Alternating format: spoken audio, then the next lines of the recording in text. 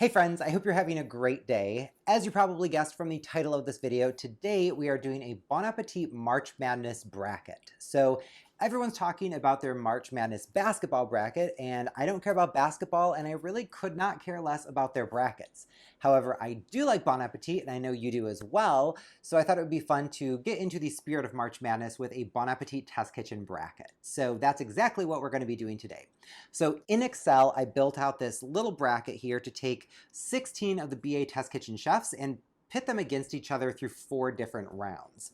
So what the rounds are, I'm not sure the order of them just yet. It's going to be all completely randomized. That way my bias doesn't come into play here. So let's start building the information that's going to populate this bracket. So over here, I've got my BA Test Kitchen crew tab. All right, so we've got 16 of the regulars from the BA Test Kitchen, and we are going to rank them 1 through 16 across 4 different categories.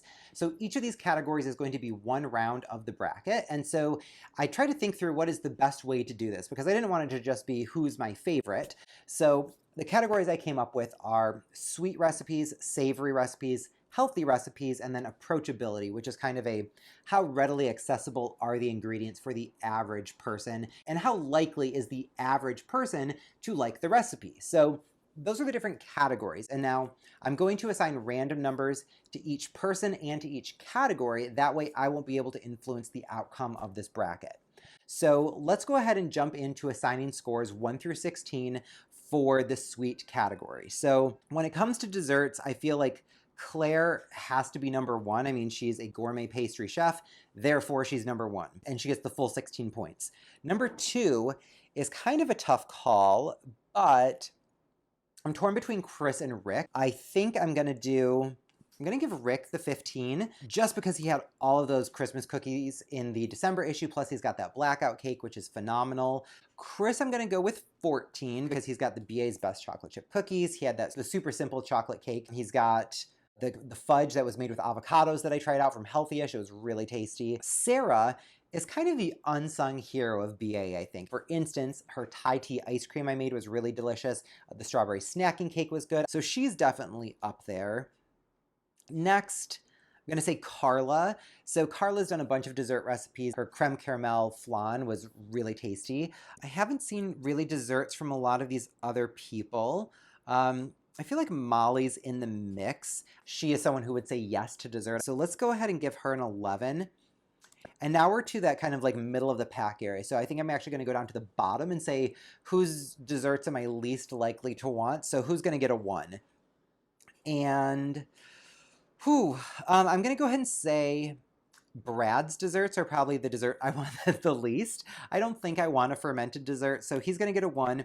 I know at Thanksgiving he did the pies with Claire. However, that was really Claire making pies and Brad being charming with old ladies. So I don't think he contributed a ton. He definitely helped. I think Andy's a 2, actually. Andy is like so into fitness, and he's always talking about like healthy eating and how he doesn't want all the sugar and butter, etc. So I feel like he is not a dessert guy.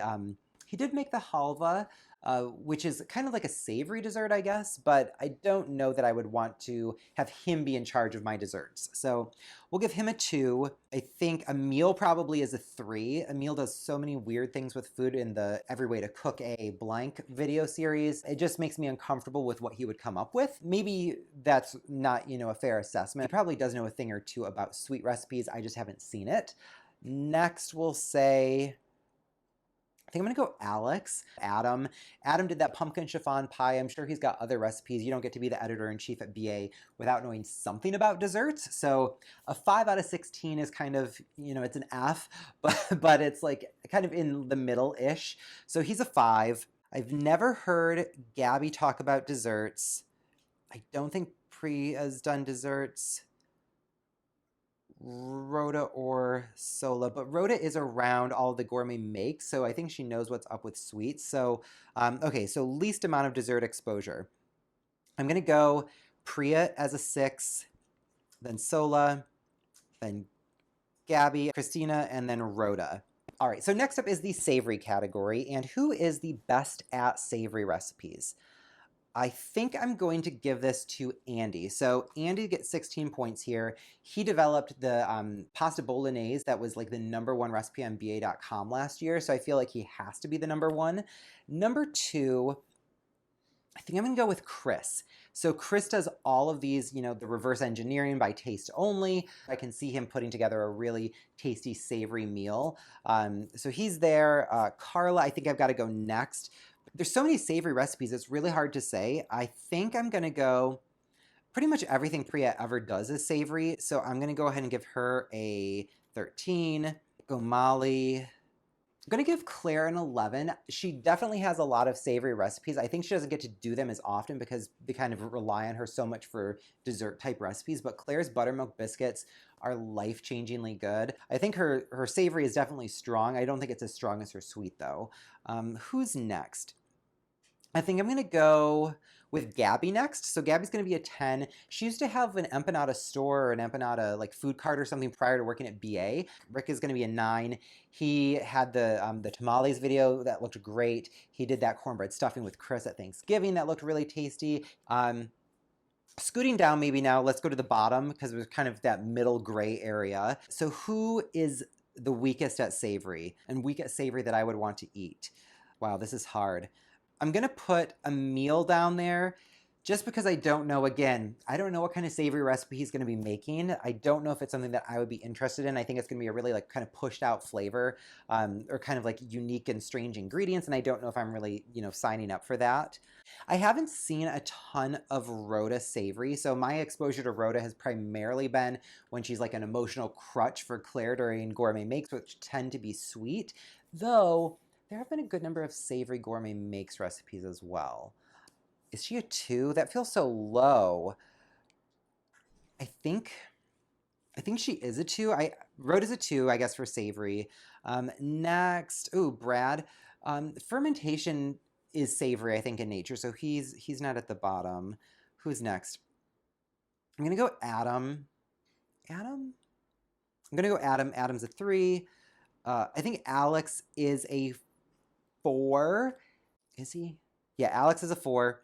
I'm gonna put Sarah 5. Sola 6. Christina 7, and then Brad 8. All right, so next up is healthy. This doesn't just have to be salads. It can really be anything that's a little bit healthier. So I think I have to start off with the team from Healthyish. It just makes sense. And so I'm gonna say that Chris is the 16 and Andy's a 15. And then they just announced that Christina Che is going to be doing a weekly or bi-weekly article for the Healthyish newsletter. So that earns her a number 14 slot.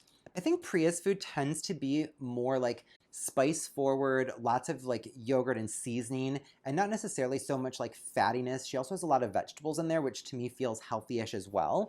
So I am going to go ahead and say that she's a 13 here.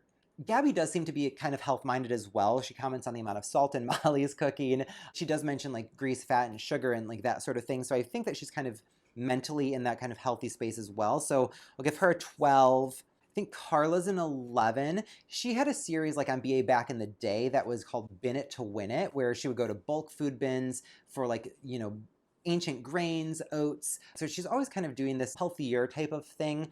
Plus, she had like the oat pancakes, like I think they were Cosmo's like superhero pancakes or something like that. And she had that turkey chili recipe not too long ago, which again is a healthier option. So she's an 11. And then let's do one more before we go to the bottom of the list. So who's going to round out the top section for healthy? This is tough. I think I'm going to put Claire. Claire's going to be a 10 here. All right. Now let's scoot down. Who is a 1? Who's the least healthy person on the list? I feel like a meal doesn't do healthy. I think a meal is so all about the flavor that he's like at any cost, you know, like a super fatty steak, you know, tons of butter everywhere. That kind of feels like his thing. I don't know if he's the least though. I feel honestly like Alex would be pretty unhealthy too, just because of the Alex. You know what? Alex is a 1. Alex eats it all, where he's eating like every kind of pizza, the entire menu at a restaurant. Like, I don't think he's too concerned about calorie, sodium, fat, you know, carbs. I think he's going to do whatever he wants, followed immediately by a meal. So a meal's the 2. I think Brad definitely has a good time with his food. I don't think he's concerned about anything. Molly is salty AF, so she is going to be down there somewhere. Let's go Brad 3, Molly 4, Roderick, Sarah, and then we've got Adam. This is kind of like the Christmas tree portion. All right, last up, approachability. So this is, recipes that are kind of designed for the masses that the average person would like. So not like really weird ingredients, nothing that's too kind of like culinary and, like pretentious feeling. Maybe we'll start at the bottom of the list and say whose recipes are probably like the most out of touch with like the average person. And I think probably it's going to be Adam. Just as editor-in-chief, I feel like his kind of taste level is probably far above and beyond what the average person would be. I think Emil's going to be a 2 here. Again, Emil seems like he's so passionate about food, but it seems like he does like a lot of kind of unique things that the average person might not necessarily be into. So it's not a bad thing he's a 2. It probably is going to hurt him for the bracket, but in life, I'm not saying this is a bad thing. Who's a 3? It's a lot of people it could be. Maybe we'll go up to the 16 and say who is the most like broadly appealing and kind of like average Joe type food. I'm going to say that Gabby's a 16. I think Gabby is like super chill. I think she likes good food and she's not going to like fuss around with unnecessary ingredients or anything that's like fancy for the sake of being fancy. Following that up, I feel like Sola is super chill as well. So we'll give her a 15. Priya, though, you know what? Priya has a bunch of unique spices that aren't fancy necessarily, but they're not easily accessible. I feel like a lot of them, in New York City they are, but I think in general it might be like a mail order situation. So she's going to have to go down a little bit further. I'm going to go Carla. I guess Carla's a 14.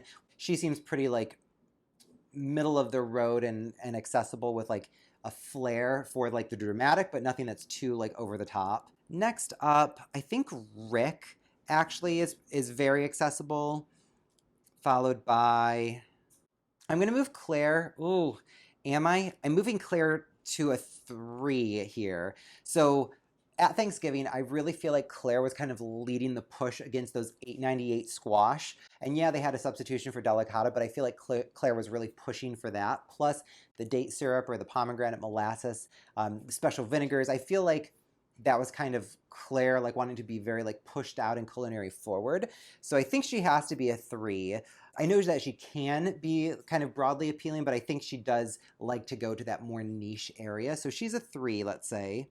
Whew, this is honestly like the hardest category because everyone is kind of approachable in their own way. Put Priya as a 12 and then Molly as an 11. I think Molly would like to enjoy some kind of unique flourishes and ingredients, even if they're really hard to find. I'm going to give Chris, let's give Chris a 10, 9 for Christina. So Christina's a 9. Even though she was involved in the 8.98s at Thanksgiving, I don't think that she had much control over that. That really felt like Claire was kind of leading the charge. I really don't know anything about Rhoda's approachability. She seems nice and chill. 7, this is very not scientific. So I need a 4, 5, 6. I guess that there we have it. So this is the list. This is where everyone is. And now we're going to flow this data into our bracket. So in order to ensure that my bias doesn't come in here, we're going to say rand between, and we're going to do 1 and 16.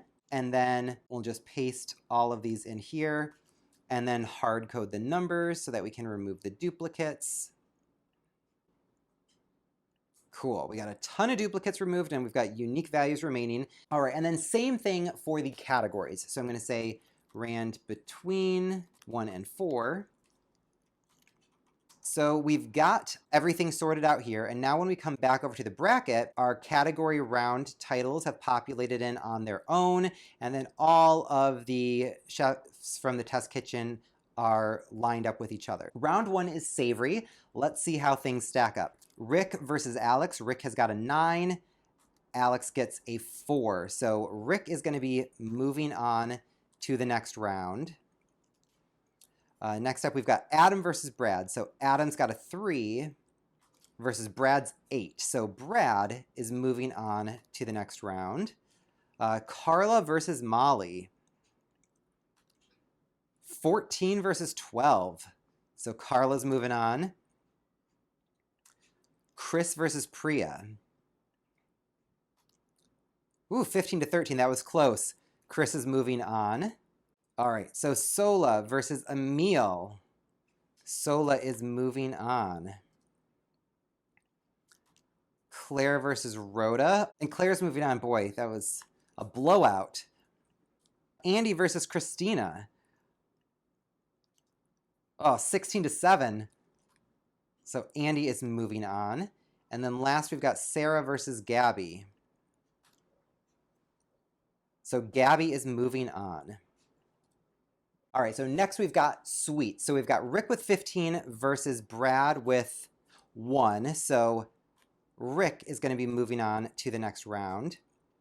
And then we've got Carla with 12 versus Chris with 14. So Chris is moving on to the next round.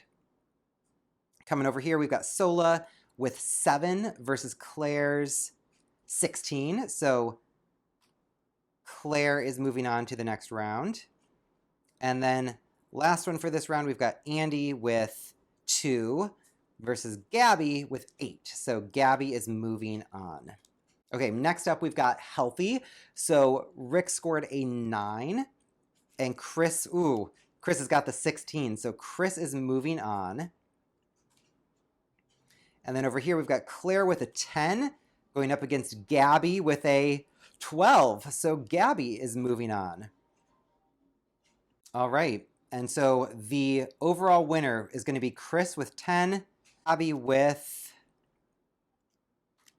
16. Gabby won Bon Appetit Madness. That is wild. This is super surprising. I feel like this is kind of an upset. I'm kind of bummed out. I was really rooting for Chris. So let me know what your thoughts are on my matchup. And I'm going to try to link this Excel file in the description box below. So if you want to do your own bracket, you can do that and let me know how that plays out for you. So I really had fun doing this video. I hope you enjoyed watching it as well. If you did, please be sure to give me a big thumbs up and click subscribe. Thank you so much, and I'll see you next time.